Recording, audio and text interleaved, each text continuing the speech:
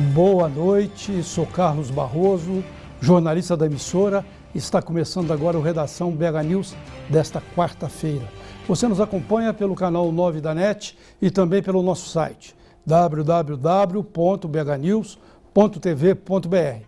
Participe conosco pelo e-mail redação@bhnews.tv.br ou pelas nossas redes sociais, pelo Facebook, Redação BH News, pelo Twitter, @Redação BH News, ou ainda pelo telefone 3264-1880. Eu produzo e apresento aqui o programa Cena Política. Esta semana nós debatemos, o programa estreia na segunda-feira, sobre o fato de a crise política, a possibilidade do impeachment ter se afastado um pouco da presidente Dilma. Mas política é algo assim que muda a cada segundo, a cada minuto. Hoje, novamente, a crise pode estar caindo no colo da presidente, pode estar caindo a bomba da crise no Palácio do Planalto. Foi preso aí agora o pecuarista Carlos Mulay, amigo pessoal de Lula, já chegou perto do Palácio do Planalto. E hoje foi preso o senador Delcídio Amaral, líder do governo no Senado, com gravações provando, mostrando que Delcídio estava oferecendo ao ex-diretor da Petrobras, aquele envolvido no Petrolão, Nestor Cerveró, um mensalão. Acho que nem é bom falar mensalão, não, porque para o pessoal da Petrobras é pouco dinheiro. Lá se fala em 500 milhões, 200 milhões, mas um mensalinho, vamos dizer assim, de 50 mil ao mês. Foi pego com a boca na botija, Delcídio Amaral, e a crise, portanto, cai com mais peso no Palácio do Planalto. Vamos às demais notícias. Pelo menos 3 pessoas foram baleadas durante um tiroteio na área externa de uma boate. Na madrugada de hoje, a casa de entretenimento fica ao lado da barragem da Pampulha. De acordo com a polícia militar, o crime aconteceu por volta das 4 da manhã. Os tiros teriam partido do lado de um posto de gasolina em direção a uma área externa da boate, onde ficam algumas mesas. A polícia encontrou pelo menos 12 cápsulas espalhadas pelo chão. Entre as pessoas baleadas está um segurança da boate. As vítimas foram socorridas por pessoas que estavam no local. Funcionários disseram que era uma noite de funk e pagode e que todos estavam tranquilos e acabaram sendo surpreendidos. Ainda não se sabe o motivo dos disparos. Câmeras de segurança podem ajudar a identificar os suspeitos. Volta e meia tem tiroteios, feridos, mortos em boates e esses tipos de casa de entretenimento. As pessoas têm de ter muito cuidado, né? Muitas vezes é um esbarrão, um simples esbarrão que leva uma pessoa a atentar contra a vida da outra. É um absurdo, um absurdo. E a Polícia Civil prendeu um homem que se passava por milionário para roubar joias em imóveis de luxo em Belo Horizonte. Segundo a polícia, Júlio César da Silva, de 39 anos, dizia ser o empresário de Governador Valadares, no Vale do Rio Doce. O homem escolhia sempre residências que estavam à venda na capital. O suspeito sempre marcava com os corretores no aeroporto da Pampulha, uma vez que ele informava que chegava de helicóptero, até ludibriar as vítimas. Imagens de câmeras de segurança mostraram o suspeito visitando um apartamento no bairro Luxemburgo, na região centro-sul da capital. Sem desconfiar do golpe, corretores e vítimas abriam os imóveis e o suspeito roubava as joias sem que ninguém percebesse. E eu estava falando do senador Delcídio Amaral, e o Supremo Tribunal Federal autorizou a Polícia Federal a deflagrar hoje uma operação que levou à prisão do senador Delcídio Amaral, investigado pela Operação Lava Jato. O parlamentar teria sido flagrado com uma gravação na tentativa de destruir provas contra a Operação Lava Jato e prejudicar as investigações. Na Superintendência da Polícia Federal, a assessoria do senador informou que recebeu a notícia da prisão com surpresa e que não sabe do que se trata. Senador por Mato Grosso do Sul desde 2003, Delcídio é líder do governo e presidente da Comissão de Assunto Econômico. Além dele, foi preso o banqueiro André Esteves, dono do banco BTG Pactual. A prisão também está relacionada às investigações da Operação Lava Jato.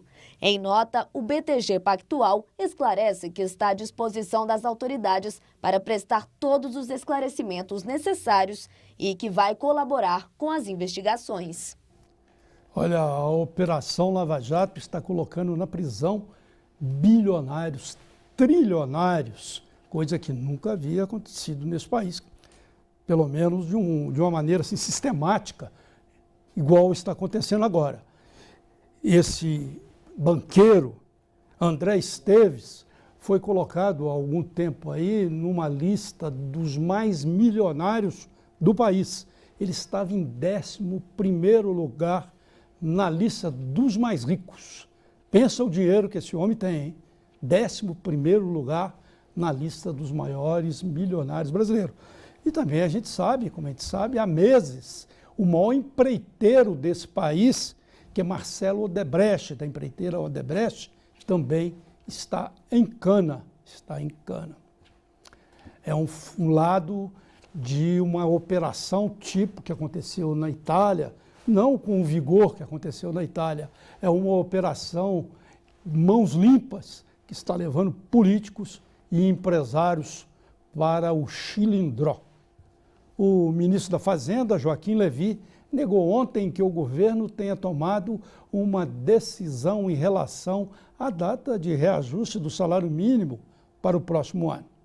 O ministro disse que houve apenas estudos de técnicos do Congresso Nacional em relação ao tema, sem que o governo tenha acatado a sugestão de adiar por 6 meses o aumento do salário mínimo em 2016 e o reajuste para os servidores federais. Levy, no entanto, cobrou urgência na aprovação da CPMF. Segundo ele, as medidas de corte de gastos e a recriação do imposto são essenciais para que o país volte a economizar para pagar os juros da dívida pública, tendo superávit primário a partir do próximo ano. Levy também cobrou o engajamento do PT e dos partidos da base aliada em relação ao pacote de ajuste fiscal. Há exato um mês do Natal, as ruas estão pouco movimentadas e as vitrines do centro de Belo Horizonte ainda não ostentam aquelas bolinhas douradas, guirlandas ou pinheirinhos. É que, ao contrário de anos anteriores, o comércio está esperando a primeira parcela do 13º salário para sentir a disposição dos clientes e avaliar quais serão as estratégias para atrair esses consumidores relutantes. As expectativas do comércio estão girando em torno do 13º, que vai injetar 173 bilhões de reais na economia brasileira, segundo o Departamento Intersindical de Estatística e Estudos Socioeconômicos. Entretanto, além do desânimo dos consumidores, os lojistas terão que enfrentar a realidade dos planos para aplicar esse dinheiro, uma vez que a grande maioria das pessoas planeja usar esse extra do fim do ano para pagar dívidas. Segundo o levantamento da Agência Nacional de Executivos de Finanças e Contabilidade, 74% dos consumidores usarão o benefício salarial para pagar débitos em atraso. Uma das estratégias é apostar na Black Friday, que acontece nesta sexta-feira. Mais comum online, lojas de rua também devem fazer promoções. O Redação recebe agora Guilherme Almeida. Ele é economista da Federação do Comércio de Minas Gerais. Guilherme, boa noite. Boa noite, Tudo bem com você? Tudo bom, e você? Olha, antes da gente falar do Papai Noel, das guirlandas de Natal, do consumidor que não aparece, está desaparecido, vamos falar um pouco dessa crise política e econômica, aproveitando a presença de um economista aqui. O dólar hoje subiu, a bolsa caiu. Reflexo dessa operação Lava Jato. Como é que você vê, enquanto economista, essa mesclagem da crise política com a crise econômica? Parece que a crise política afasta, ela se dissolve um pouco, a economia dá uma resposta pequenininha, depois tudo volta a menos zero. Exatamente, né? É porque nesse meio a crise política e a crise econômica estão entrelaçadas, eu diria. A recuperação econômica que poderia ser obtida num curto ou médio prazo, ela acaba sendo embargada por esses impasses políticos, né? Principalmente essa crise política acaba afetando fatores muitas vezes subjetivos, né, até para nós economistas, que é a confiança e a expectativa dos agentes, seja empresários, seja os próprios tomadores de política ou então até mesmo os consumidores. E a falta de confiança a gente sabe que gera aí, resultados negativos no longo prazo, porque um consumidor, por exemplo, menos confiante tende a consumir menos, tende a demandar menos, e aí a gente vê um reflexo todo na cadeia produtiva. Todo mundo fica com o pé atrás. Exatamente. Né? Um empresário com a queda na confiança e com uma expectativa deteriorada acaba deixando de investir. E esse investimento poderia gerar mais emprego, gerar mais renda. Então, esse cenário político deteriorado, essa crise política, acaba levando essa mensagem negativa aos agentes econômicos e acaba embargando essa recuperação econômica no curto e médio prazo. Refreia tudo, né? Tudo Exatamente, tudo fica parado. Aqui, é um outro dado interessante dessa crise econômica misturada com a política, eu até falei ali, grandes empresários, grandes banqueiros, é o caso aí desse André Esteves, do PTG Pactual. Muitas pessoas não devem conhecer esse banco aí na rua, deve ser um banco de investimentos, um banco voltado talvez ao comércio, à indústria, não é um desses bancos mais conhecidos. Mas ele era a 11ª fortuna do país há algum tempo atrás aí.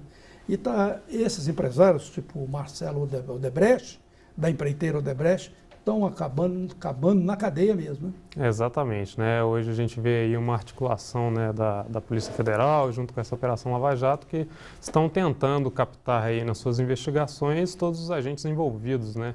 E isso é uma mensagem positiva que acaba que a Polícia Federal e toda essa operação acaba mandando aos brasileiros, né? Não estamos na inércia.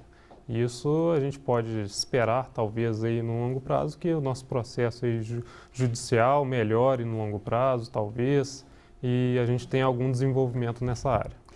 Muito bem, você é jovem, eu sou alguns meses mais velho que você, eu não vou te perguntar se você já viu isso, porque você é muito jovem, mas eu que tenho um pouco mais de experiência do que você, eu nunca vi aqui na história do país, pelo menos recente, empresários desse porte acabarem no chilindró. Mas vamos falar do Papai Noel, né? Não vamos esquecer o Papai Noel. Não. Todo mundo hoje está correndo do Papai Noel, nem as lojas colocam os pinheirinhos, as bolinhas douradas, nem o consumidor aparece. Exatamente. Está um impasse aí, né? Isso. E isso se deve muito, eu acho que tudo está entrelaçado, né? Essa crise política, crise econômica, acaba levando essa mensagem ao próprio comércio, que receosos, né, não sabem como vai ser aí esse período natalino, acabam freando os investimentos. Né? Mas aí a gente realizou um estudo, né, que é do 13º salário, que é justamente onde está aí a esperança de alguns comerciantes. A injeção do 13º salário. A injeção do 13º salário. A gente projeta aí que até o final do ano vão ser injetados 16 bilhões aqui na economia mineira. E o grande comportamento observado nesse ano... 16 bilhões é o valor do 13º. O valor total do 13º injetado. E quanto que vocês acham que pode ir para o comércio? O quanto que a gente acha é cerca de 5,5 bilhões, que é o que está destinado ao consumo, né? Que as pessoas responderam à nossa pesquisa. A grande parcela, a grande maioria, né? Esse ano teve uma alteração no comportamento e elas vão destinar o 13º, a gratificação, para a quitação de débitos, né? Para pagar suas dívidas. E o outro percentual para o consumo, que é justamente esses 5,5 bilhões. E esse é um comportamento muito importante do consumidor, mostrando que ele está preocupado aí com o seu orçamento futuro, né? Porque se ele tem dívida, ele pode entrar num quadro inadimplente e ter sérios problemas aí no futuro. Guilherme, tomara, oxalá, sobrou pouco tempo para o Papai Noel, mas nós voltamos a falar desse personagem com certeza. Em outra feita. E muito obrigado, boa noite. Eu que agradeço. Eu agradeço as suas informações. E o Redação VH News volta logo após um breve intervalo.